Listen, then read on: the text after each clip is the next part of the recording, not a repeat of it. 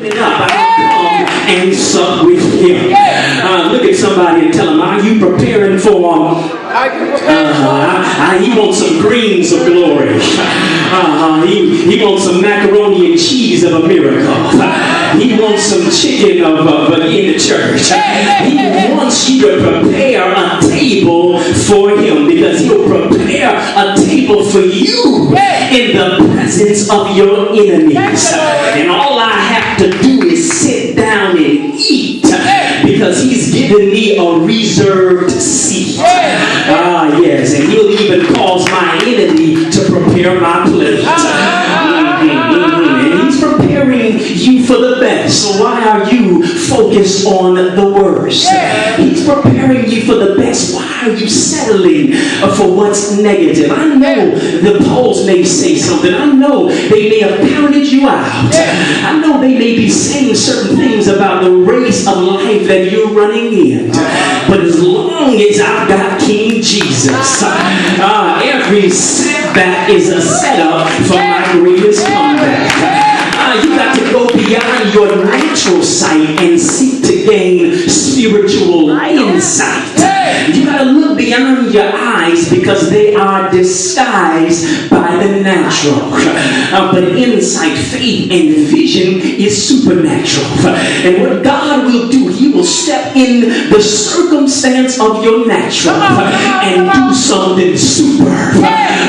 To where he's doing the supernatural in your natural situation. And as a believer, you're always in a battle. I don't know about you, but I had a battle just to wake up this morning. There's a battle that had to go on for you to get up out of your bed. There's a battle that wants to hit you every single week with a nasty negative attitude on the boss or the employees around you. Want to put you in a state of negativity. But there's a battle that's going on, and the battle is in the mind. The battle is between facts and truth. The battle is between information and revelation. The information says that you have a terminal diagnosis, but revelation says that healing is the children's bread. The situation says that you won't live, but revelation says, whose report will you believe? I don't know about you, but I shall believe the report of the Lord. The information says the bills are stacked so sky high, and I'm drowning in a sea of debt.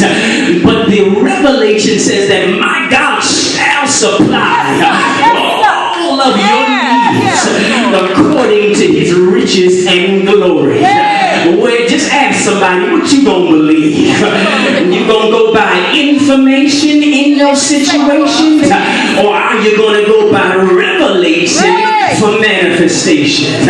The fact says that everything is stacked against you, but the truth is, if God be for you, who can be against you? If God is for you, let me tell you this, the who doesn't even matter. Never go by information or situation. Always go by revelation. The situation says you're in it, but revelation says you're coming out of it. Don't stop believing. Don't stop praising. Don't stop rejoicing. But begin to dance in advance for your breakthrough. Look at somebody and say, you don't see my feet moving, but I'm dancing in my spirit. Yes. Don't you think for one second that God didn't know what you were going to face? He knew about the mistakes that you would make. He knew about the issues that you would incur. I know you were surprised at what happened when it happened, but God is never surprised by anything, because God never gets any new information. Everything that happens in your life is another opportunity for God to reveal himself to you. In John chapter 11, let me turn up the temperature a little bit more. In John chapter 11, you're familiar with the story of Lazarus, who died Lazarus' sisters were Mary and Martha. And when Lazarus died, they sent word to Jesus about their situation. And after hearing of it, Jesus never even moved.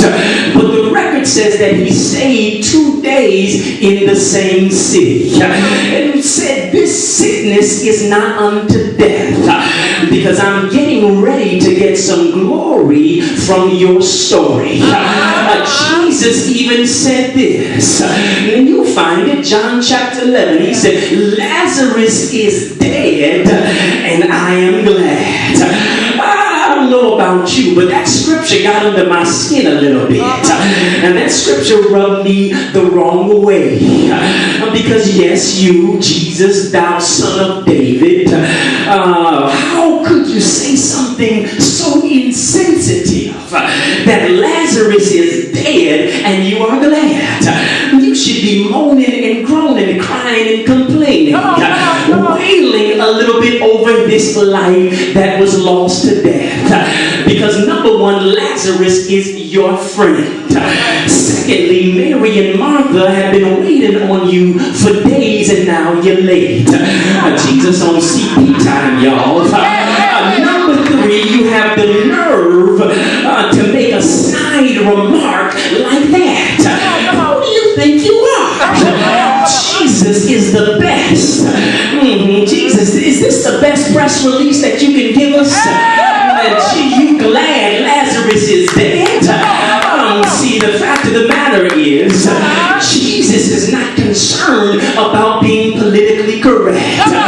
Jesus ain't concerned about Fox 2 and Local 4 and WXYZ, the free press. No, he came to make you free. He ain't concerned about the Chronicle, because the chronicler said, blessed is he who is not offended in me.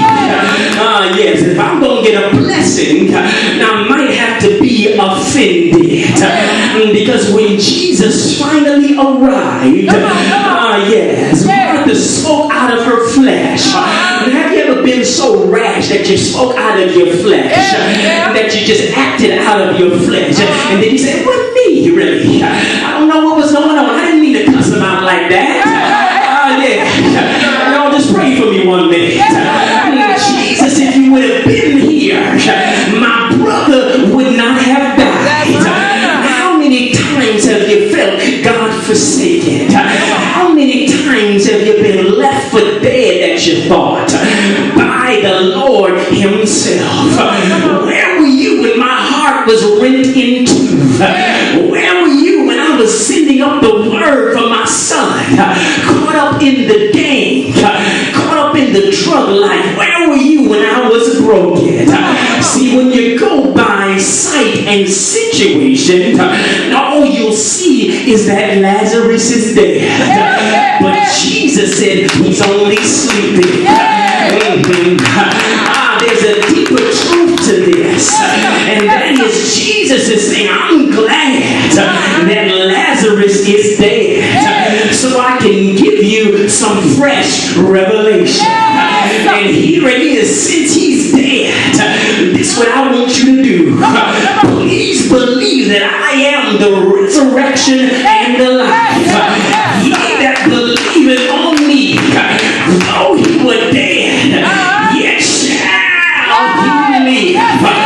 Oh God, can I bring it down to your level? I'm glad that your bills are set high. I'm glad that sickness is in your body. I'm glad that everything is falling apart. I'm glad that you're addicted and conflicted. I'm glad that you're sad, bad, and mad, because I want to turn your mourning into